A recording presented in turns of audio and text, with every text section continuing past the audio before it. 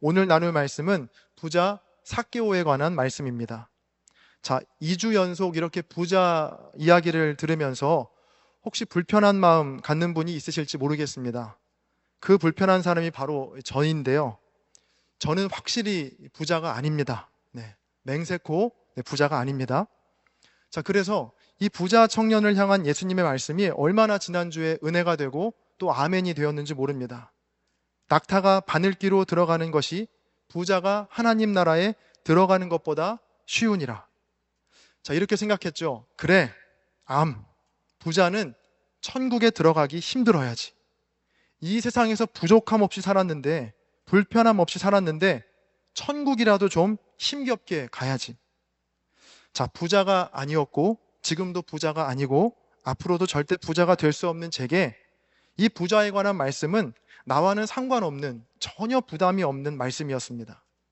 자, 그런데 정말 저와 여러분은 부자가 아닐까요? 한번 생각해 보면 좋겠는데요. 이 글로벌 리치 리스트라는 사이트가 있습니다. 지금은 막혀서 들어갈 수 없지만 이 전 세계 인구 중에 내가 받는 연봉이, 내가 받는 월급이 어느 정도 위치에 있는지를 알려주는 사이트입니다. 저도 수년 전에 한 기사를 통해서 그 사이트를 알게 되었고요. 재미삼아 대한민국을 클릭하고 연봉 3천만 원을 적어 제출했습니다. 자, 물론 당시 제 연봉은 3천만 원에 훨씬 못 미쳤죠. 이 연봉 3천만 원은요, 월로 따지면 250만 원 정도인데, 자, 그 당시에 우리나라 임금 근로자의 평균 소득이 280만 원에서 290만 원 정도인 것을 감안해서 제가 평균보다 조금 낮게 책정해서 이 3천만 원을 적은 겁니다. 자, 여기에서 퀴즈입니다. 이 연봉 3천만 원은 전 세계 75억 명 정도 되는 인구 중에서 몇 프로에 해당할까요? 절반, 혹은 상위 20%, 상위 10%? 여러분, 결과는요, 상위 0.83%였습니다. 자, 우리나라에서는 이 평균에도 못 미치는 수치가 전 세계를 펼쳐놓고 보면, 또 순위를 매겨보면 초고소득층에 해당한다는 겁니다. 한 자료에 따르면 이 서아프리카의 가나라는 나라의 평균 근로자가요, 한국인의 직장인의 평균 연봉을 벌기 위해서는 무려 216년 동안 일을 해야 그 돈을 받을 수 있다고 합니다. 자, 제가 조금 전에 드렸던 질문, 정말 저와 여러분은 부자가 아닐까요? 자, 모르긴 몰라도 오늘 함께 예배하는 분들 중 대부분은 상위 1%, 아니 적어도 10% 안에는 드는 부자들입니다. 그렇다면 지난주와 이번 주 연속해서 듣게 되는 이 부자에 관한 말씀을 그냥 흘려 들어서는 절대 안 됩니다. 그 누구도 아닌 바로 저와 여러분을 향한 말씀이기 때문입니다. 자, 오늘 말씀에 등장하는 부자의 이름은 삭개오입니다. 이 삭개오 앞에는 항상 어떤 수식어가 붙었죠? 네, 키 작은 삭개오입니다. 어린 시절 이 교회 학교를 거치신 분들은 이 키 작은 삭개오 이야기 한 번쯤은, 아니 여러 번 들어보셨을 겁니다. 저도 굉장히 많이 듣고 자랐습니다. 자, 똑같은 부자 이야기지만 지난주에 들었던 이 부자 관리에 관한 말씀보다는 삭개오 이야기를 어린 시절 훨씬 더 많이 듣습니다. 자, 왜 유독 어린 시절에는 이 삭개오에 대해서 많이 들었을까? 혹시 생각해 본 적 있으십니까? 저는 개인적으로 아마 이 키 작은 이라는 수식어 때문일 것이라는 결론을 내렸는데요. 어른들에 비해 키가 한참이나 작은 아이들에게 삭개오만큼 용기와 희망을 줄 수 있는 캐릭터가 성경에 흔하지 않습니다. 어린이들이 가장 좋아하는 성경 인물로 구약에 다윗이 있다면 신약에는 삭개오가 있습니다. 어린 시절 들었던 삭개오 이야기를 떠올려 보면 대략 이렇습니다. 여리고라는 마을에 세리장이라는 직업을 가진 삭개오라는 사람이 있습니다. 당시 세리장은 같은 민족의 피를 빨아먹는 나쁜 사람이었죠. 그래서 그는 돈은 많았지만 주변 사람들에겐 손가락질 받았습니다. 그리고 삭개오는 언제나 혼자였습니다. 그러던 어느 날 삭개오는 예수님에 대한 소식을 듣게 됩니다. 예수님께서 이 삭개오가 사는 여리고라는 동네에 오신다는 소문을 듣게 된 겁니다. 삭개오는 예수님을 보기 위해 길가에 나갔습니다. 자, 그런데 이게 웬일입니까? 길가는 이미 예수님을 보기 위해 나온 사람들로 가득 차 있었습니다. 키가 작은 삭개오는 아무리 애를 써도 사람들에 둘러싸인 예수님을 볼 수 없었습니다. 자, 그러나 삭개오는 포기하지 않았습니다. 세리장이라고 하는 자신의 체면을 다 버리고 뽕나무라는 나무에 기어 올라갔습니다. 주변 사람들이 수근수근해도 삭개오는 그 나무에 오르는 것을 포기하지 않았습니다. 왜냐하면 사람들의 시선보다 예수님을 보는 것이 그에게 훨씬 더 중요했기 때문입니다. 나무에 오른 삭개오는 예수님의 눈에 들게 되었고 그는 구원을 받게 됩니다. 자, 여기까지가 어린 시절 제가 들었던 삭개오 이야기의 대략적인 줄거리입니다. 저는 오늘 말씀을 통해서 이전까지 알고 있던 삭개오 이야기의 오해 한 3가지 정도를 말씀을 통해 여러분과 함께 살펴보고자 합니다. 자, 먼저 첫 번째 오해는요, 삭개오가 올라간 나무는 뽕나무였다입니다. 어린 시절 이 기억을 떠올려 보면 삭개오가 올라간 나무는 뽕나무라고 배웠죠. 관련된 노래도 많이 불렀던 기억이 납니다. 자, 그런데 오늘 본문 4절에는 삭개오가 올라간 나무가 뽕나무가 아닌 돌 무화과 나무라고 기록되어 있습니다. 지난 개역 한글 성경에서 개역 개정 성경으로 바뀌면서 뽕나무를 돌 무화과 나무라고 바꾼 건데요. 결론적으로 말하면 뽕나무는 잘못된 번역이고 돌 무화과 나무가 맞습니다. 자, 어떻게 하다가 이 잘못 뽕나무로 번역이 되었는지는 여러 가지 설들이 있는데 가장 많이 알려진 이유로는 히브리어 성경이 헬라어 성경으로 옮겨지고 또 그 헬라어 성경이 영어 성경으로 옮겨지는 과정에서 잘못 번역이 되었다는 것이 중론입니다. 자, 어떤 분들은 아니 뽕나무든 돌무화과 나무든 나무인 게 중요하지 뭐 그렇게까지 까다롭게 구냐고 생각할 수 있겠지만 여러분, 이건 굉장히 중요한 문제가 될 수 있습니다. 왜냐하면 이 돌무화과 나무는 다른 나무들과는 다른 특징이 있거든요. 예수님 시대에는 사람들이 돌무화과 나무에 달린 열매들을 종종 먹었습니다. 이 열매를 익게 하기 위해서는 그런데 굉장한 노동력이 필요했습니다.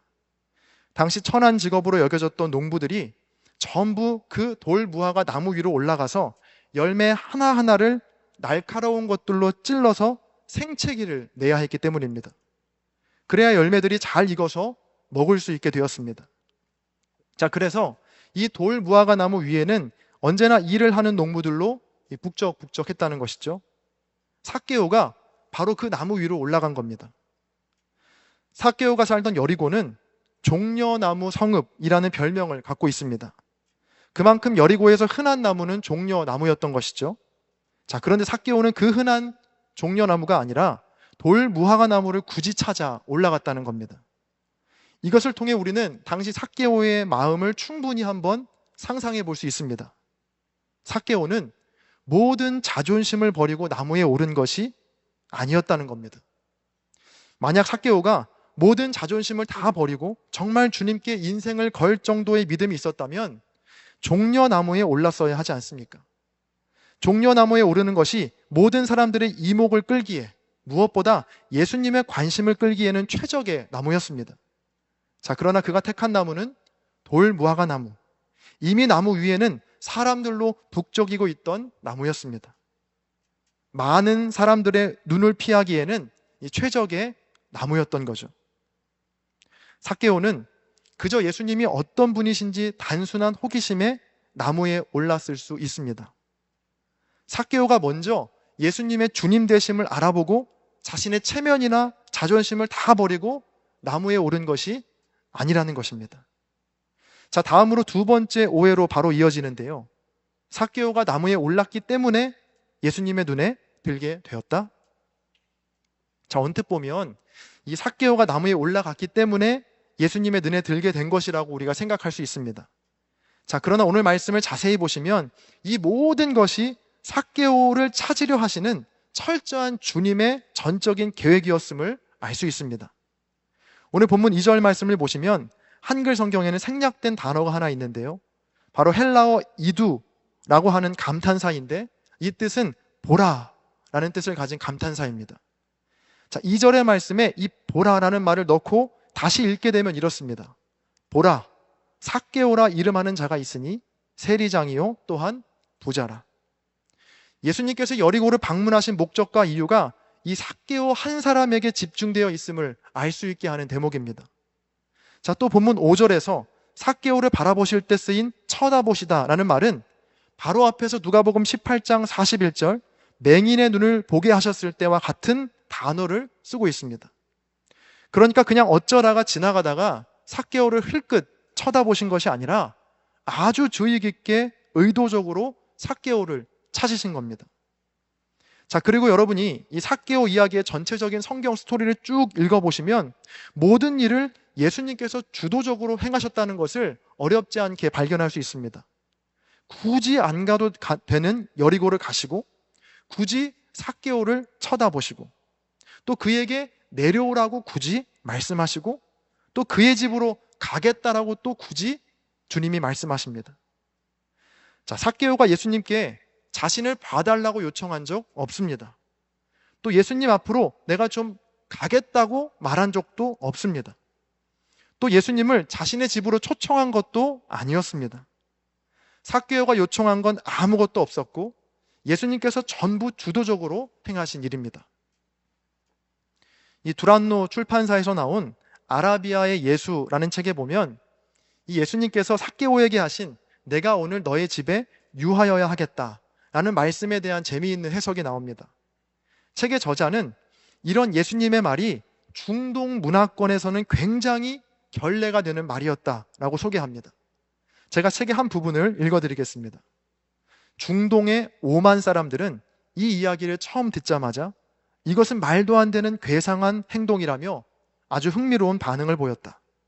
그중 한 사람은 이렇게 목소리를 높였다. 어떻게 예수는 무례하게도 다른 사람에게 자신의 집에 초대하라고 먼저 요구할 수 있나요? 우리 문화에서는 집주인이 초대 의사를 명백히 밝히기 전에 이웃집을 찾는 것은 꿈도 꾸지 않습니다. 가장 비천한 시민의 집이라 해도 초대받지 않으면 오만의 군주조차도 그곳에 들어갈 권리는 없지요. 누구든 초대받을 때까지 기다려야 합니다. 자, 삭개오를 향한 이 예수님의 행동은 당시 중동의 문화에서 상상할 수도 없는 결례였다는 겁니다. 생각해 봅니다. 왜 주님은 이토록 삭개오에게 적극적이셨을까? 오만 사람의 표현을 빌리자면 왜 이렇게 말도 안 되는 괴상한 행동을 하셨을까? 저는 그 이유를 지난주 수요일에 함께 읽었던 누가복음 18장 27절에서 찾았습니다. 우리 이 말씀 함께 읽어볼까요? 시작. 이르시되 무릇 사람이 할 수 없는 것을 하나님은 하실 수 있느니라. 자, 부자 관리가 이 근심하며 돌아간 후에 예수님께서 하신 말씀이죠. 부자가 하나님 나라에 들어가는 건 낙타가 바늘기로 들어가는 것보다 어렵다. 그러나 사람은 할 수 없는 것을 하나님은 하실 수 있다. 자, 저는 오늘 본문의 말씀이 부자도 구원하시는 하나님의 열심, 하나님의 사랑으로 읽혔습니다. 세리장이며 부자였던 삭개오를 일부러 찾아가시고 나무에서 내려오라 말씀하시고 그의 집에 들어가겠다고 하시는 주님의 열심, 마치 제자들과 우리들에게 이렇게 외치시는 것만 같았습니다. 하나님은 다 하실 수 있다. 하나님 나라에 결코 들어갈 수 없었던 저 부자 삭개오도 내가 구원해냈다. 내가 찾았고 내가 불렀고 내가 그의 집에 들어가 구원을 선포했다. 사랑하는 성도 여러분, 삭개오가 나무에 오르기도 전에 주님은 이미 삭개오를 주목하셨습니다. 삭개오 자신은 자신이 나무에 올랐기 때문에 주님의 눈에 들었다고 생각했을지 모르겠지만 아닙니다. 모든 것이 주님께서 주도적으로 또 강권적으로 행하신 일입니다. 여기 모인 저와 여러분, 또 화면 앞에서 예배하는 우리 모두가 이 일의 증인이지 않습니까? 오늘 이 시간 다시 한번 이 주님의 강권적인 사랑에 감격하시고 감사하게 되시기를 바랍니다. 내가 무언가를 하기도 전에 나를 먼저 아시고 내게 먼저 찾아오셔서 나를 부르시고 내게 구원을 주신 하나님, 불가능 없이 다 하실 수 있는 그 하나님의 크심을 찬양하는 저와 여러분 되시기를 주님의 이름으로 축복합니다. 이 마지막으로 세 번째 오해인데요, 삭개오는 나무 위에서 예수님을 만났다입니다. 아니 목사님, 이건 오해가 아닌 것 같습니다. 삭개오가 나무 위에서 예수님을 만났다는 게 뭐가 틀린 말인가요? 자, 여러분, 삭개오가 나무 위에서 예수님을 본 건 맞습니다. 그러니까 삭개오가 예수님을 본 건 나무 위가 맞습니다. 그러나 예수님을 만나게 된 건 나무 위에서가 아닙니다. 본문 5절의 말씀을 우리 함께 다시 읽어보겠습니다. 5절입니다. 시작. 예수께서 그곳에 이르사 쳐다보시고 이르시되 삭개오야 속히 내려오라. 내가 오늘 내 집에 유하여야 하겠다 하시니 아멘. 자, 나무 위에 있던 삭개오를 향해 주님께서 뭐라고 말씀하시죠? 삭개오야 속히 내려오라. 자, 삭개오가 예수님을 만난 곳은 나무 위가 아닌 나무 아래였습니다. 참 아이러니하게도 예수님을 보기 위해 올랐던 나무였지만 진정 주님을 만나기 위해서는 그 나무에서 내려와야만 했다는 겁니다. 자, 여러분, 삭개오가 나무 위에 오를 때 더 힘들었을까요? 아니면 나무 아래로 내려올 때 더 힘들었을까요? 정답은 삭개오만 알겠죠. 자, 그런데 우리가 충분히 또 상상해 볼 수 있습니다. 첫 번째 오해에서 말씀드렸듯이 돌무화과 나무에 오르는 건 삭개오에게 큰 어려움은 아니었을 겁니다. 나무 위에는 이미 열매를 손질하는 사람들이 있었고 그 틈에서 예수님을 보는 것, 그렇게 어려운 일은 아닐 것 같습니다. 자, 그런데 이게 웬일입니까? 예수님이 갑자기 삭개오가 있던 돌무화과 쪽을 보시며 다가오시는 겁니다. 그리고 그의 이름을 부르십니다. 삭개오야. 자, 바로 삭개오의 첫 번째 위기인데요. 자, 농부들 틈에서 잘 숨어있던 그의 존재가 많은 사람들에게 순간 드러나게 된 겁니다. 더군다나 이 삭개오라는 그의 이름의 뜻은 순결하다라는 뜻입니다. 자, 순결과는 전혀 어울리지 않게 살고 있던 그에게 주님께서 많은 사람들 앞에서 순결한 자야라고 부르고 계신 거죠. 예수님을 둘러싼 수많은 사람들 중 대부분은 아마 삭개오를 그저 나쁜 세리장 정도로만 알았을 겁니다. 이름까지 알았던 사람은 그리 많지 않았을 겁니다. 자, 그런데 그 나쁜 세리장의 이름이 순결한 자라는 걸 듣는 순간 얼마나 사람들이 기가 찼겠습니까? 자, 그런데 주님은 거기에서 멈추지 않으시고 삭개오를 향해서 내려오라고 말씀하십니다. 그것도 속히, 빨리 내려오라고 말이죠.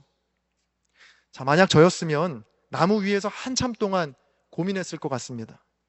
많은 사람들의 시선이 부담스럽기도 하고 또 창피하기도 하고 이름에 걸맞지 않은 삶을 살았던 내 지난날이 다 밝혀진 것 같아 부끄럽기도 하고 도대체 예수님이 날 언제 봤다고 저러시나 많은 생각 때문에 주저했을 것 같습니다.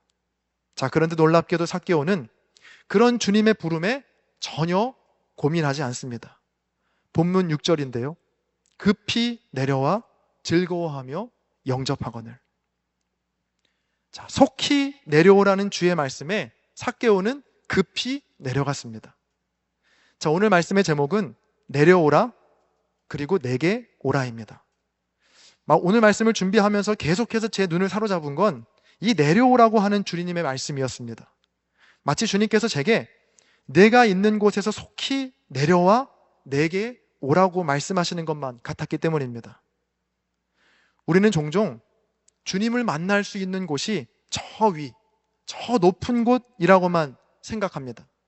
후퇴하거나 내려가서는 절대 안 되고 어제보다 더 올라가고 성장하고 높아져야 그곳에서 주님을 만날 수 있다는 생각이죠.